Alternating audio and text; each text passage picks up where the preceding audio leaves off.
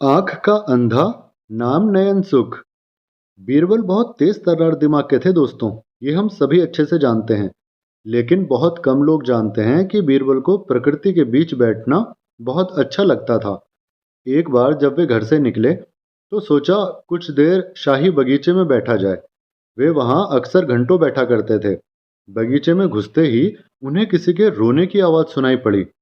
वो थोड़े आश्चर्यचकित हुए कि शाही बाग में कोई क्यों रो रहा है। आवाज की दिशा में बढ़ते गए तो रोने की आवाज और तेज होती गई। उन्होंने देखा कि एक कटहल के पेड़ के पास नयनसुख नाम का माली रो रहा है। बीरबल को देखते ही वो और जोर जोर से रोने लगा। उसके कंधे पर हाथ रखते हुए बीरबल ने कहा, रो क्यों रहे हो नयनसुख? क्या बात है? साफ साफ कहो। नयनसुख ने सुबकते सुबकते कटहल के पेड़ की ओर इशारा किया। कटहल के जड़ के पास जमीन खुदी हुई थी। बीरबल कुछ समझ पाते नैनसुख ने कहा, मैं लुट गया बीरबल जी, अब बर्बाद हो गया।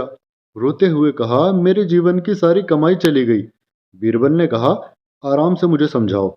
नैनसुख ने कहा, मैंने जीवन भर की कमाई 90 सोने के सिक्के मटके में करके यहीं कटहल के पेड़ के पास गाड़े थे। पता नहीं कब किसने चोरी करके निकाल लिए। मैंने इस पैसे को अपनी एक आंख के इलाज के लिए जोड़कर रखा था।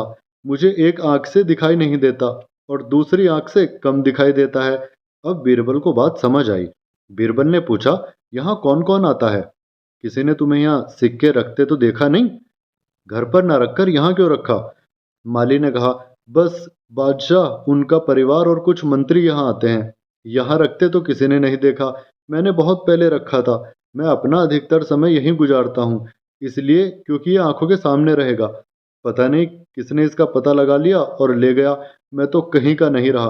बीरबल ने कहा, धीरज रखो और भरोसा रखो, चोर का पता लग जाएगा। घर जाने के बाद भी बीरबल का दिमाग कटहल के पेड़ के नीचे खुदाई करने वाले चोर का पता लगाने पर ही लगा था। अचानक दिमाग में बिजली कौंधी और सोचा, कटहल के जड़ का इस्तेमाल औषधि में किया जाता है। कल पता लग जाएगा। सुबह सुबह बीरबल राजदरबार में पहुंच गए और बादशाह को सारी बात बता दी। पहले तो बादशाह अकबर को हंसी आई। अकबर ने कहा, अरे, हमें तो पता ही नहीं था नैनसुख को कम दिखाई देता है। वाह, आंख के अंधे और नाम नैनसुख। बीरबल ने कहा, महाराज, वो सिक्के नैनसुख के जीवन भर की कमाई है। इसका पता तो हमें लगाना होगा। मुझे मंत्रियों से कुछ पूछने की अनुमति आप दें। बादशाह अकबर ने बीरबल से कहा, पूछो और पता करो कि चोर कौन है। नैनसुख का इलाज तो हम वैसे भी करवा देंगे, पर बात चोर को पकड़ने की है। बीरबल ने राज दरबार में पूछा, हाल फिलहाल में किसकी तबीयत खराब हुई थी? एक मंत्री उठे और कहा, हाँ, मेरी तबीयत खराब हुई थी। बीरबल ने पूछा, दवा किसने दिया था और कहाँ से आया था? अब मंत्री भड़क गया। मंत्री ने गुस्सा होते हुए कहा, यह क्या बात हुई? मेरे ससुराल जयपुर से आया था। अब उन्हें शांत कराते हुए बीरबल ने कहा, इतना नाराज होने की बात नहीं है, शांत हो जाइए। बस थोड़ी जांच पड़ताल करनी थी। फिर वही प्रश्न बीरबल ने दोहराया, किसकी तबीयत 2-3 दिन पहले खराब थी? एक दूसरे दरबारी ने सकुचाते हुए खड़े होकर कहा, मेरी तबीयत खराब थी जहांपना। मुझे महीनों से कब्ज की शिकायत है। मैंने हकीम साहब से पिछले 2-3 दिन से इलाज कराया है। हकीम साहब, दवा कहाँ से लाए थे? बीरबल ने पूछा। शाही बगीचे से कुछ औषधियां लाए थे। बीरबल ने कहा, हकीम साहब को पेश किया जाए। हकीम साहब राज दरबार में हाजिर हुए। सर झुकाकर बादशाह को सलाम किया। उसके बाद बीरबल की ओर मुड़े और उन्हें भी सलाम किया। बीरबल ने पूछा, हकीम साहब, कब्ज की दवा भी देते हो क्या? मुझे थोड़ी परेशानी है। हकीम ने कहा, जी हुजूर, बिल्कुल इलाज हो जाएगा। बाकी औषधियां तो मिल जाएंगी, बस कटहल की जड़ के लिए शाही बाग जाना होगा। अब बीरबल ने अपना रुख थोड़ा कड़ा किया। हकीम से पूछा, लेकिन सारे सिक्के तो पहले ही तुमने चोरी कर लिए हैं।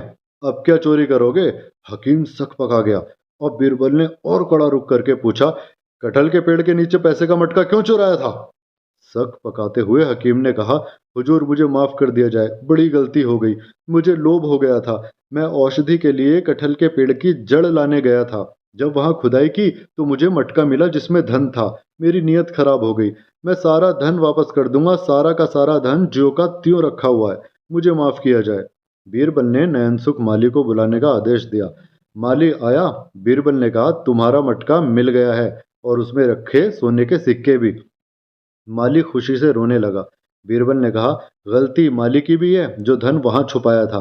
इसलिए माली को 80 सिक्के दिए जाएंगे और 10 सिक्के हकीम को उसकी ईमानदारी के लिए दिए जाएंगे।